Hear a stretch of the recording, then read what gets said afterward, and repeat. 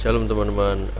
Sebelum kita memulai renungan pada pagi hari ini, alangkah baiknya kita memulai terlebih dahulu dengan kita menyatukan hati kita dan menenangkan pikiran kita, dan kita mulai dengan doa terlebih dahulu. Mari kita berdoa.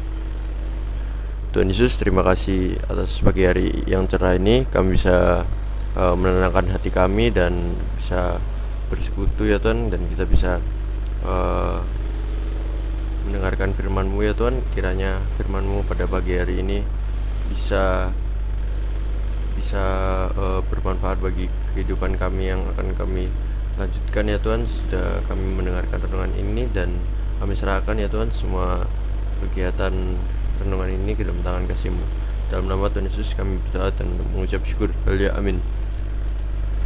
Oke, bacaan pada pagi hari ini diambil dari Yeremia 39 ayat 1 sampai 10.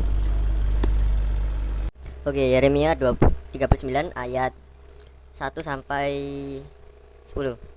Oke, ketika Yerusalem direbut dalam tahun yang ke-9 pemerintahan Zedekiah, Raja Yehuda, dalam bulan ke-10 telah datang Nebukadnezar, Raja Babel, beserta segenap tentaranya untuk mengepung Yerusalem. Dalam tahun yang ke-11 pemerintahan Zedekiah, dalam bulan ke-4, pada tanggal 9 bulan itu, terbelahlah tembok kota itu. Maka datanglah para perwira Raja Babel itu lalu mengambil tempat di pintu gerbang tengah. Mereka itu ialah Nergal Sarezer, pembesar dari Sin Magir, panglima, dan Nebusyazban, kepala istana, dan para perwira lainnya dari Raja Babel.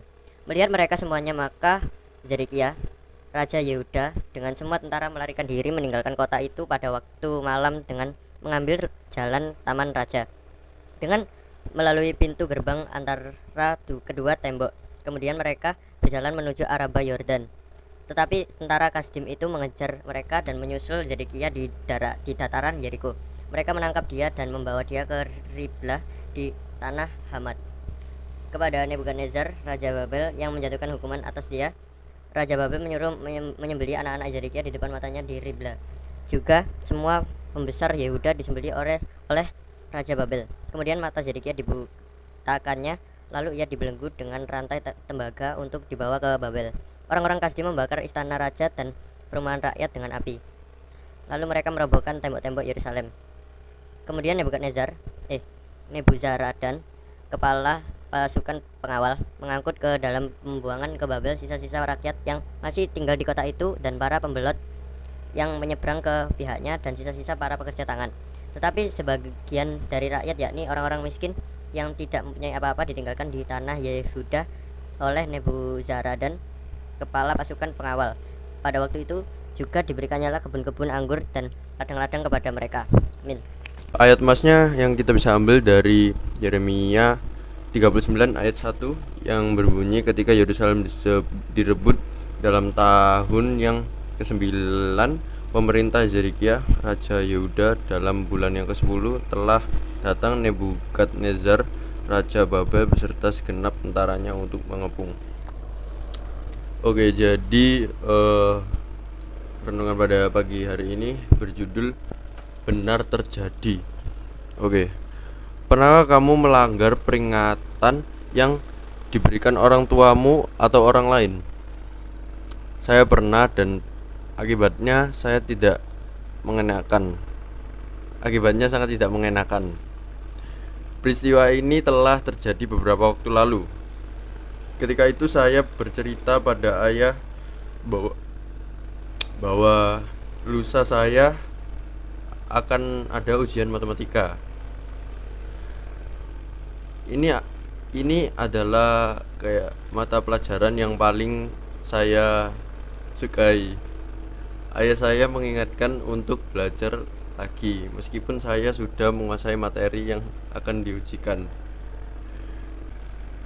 Tetapi saya tidak menghiraukan peringatan ayah saya. Saya lebih asik mengerjakan yang lain. Beberapa hari kemudian, saya menemui ayah dan meminta maaf karena saya mengabaikan nasihatnya, sehingga saya tidak mendapatkan hasil yang memuaskan untuk mata pelajaran yang saya sukai, yaitu matematika. Ayah hanya tersenyum dan merangkulku sambil berkata, "Itu akibatnya jika tidak mau mendengarkan nasihat orang lain." Yang penting jangan diulangi lagi agar engkau tidak menyesal di kemudian hari. Aku mengangguk dan berjanji pada diri sendiri untuk tidak menyepelekan peringatan orang lain, termasuk peringatan dari orang tua. Teman-teman, apa yang saya alami ternyata juga dialami oleh bangsa Yehuda. Nabi Yeremia sudah mengingatkan bangsa Yehuda agar memperbaiki tingkah laku mereka yang menjauh dari Tuhan, tetapi mereka tidak mendengarkan. Akhirnya Tuhan menghukum mereka dengan mengirim bangsa Babel. Bangsa Yehuda kalah melawan bangsa Babel dan orang-orang Yerusalem yang masih kuat dibawa ke Babel untuk dijadikan budak di sana. Oke, sekian dari renungan pada pagi hari ini. Sebelum kita menutup renungan pada pagi hari ini, alangkah baiknya kita tutup dengan doa terlebih dahulu. Tuhan Yesus, terima kasih ya Tuhan, kami sudah mendengarkan renungan-Mu ya Tuhan sampai selesai.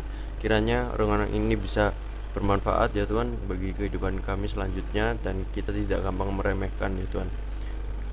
Terima kasih Tuhan Yesus, sertai kami dalam aktivitas kami selanjutnya. Di dalam nama Tuhan Yesus kami berdoa dan mengucap syukur. Haleluya, amin. Oke, terima kasih.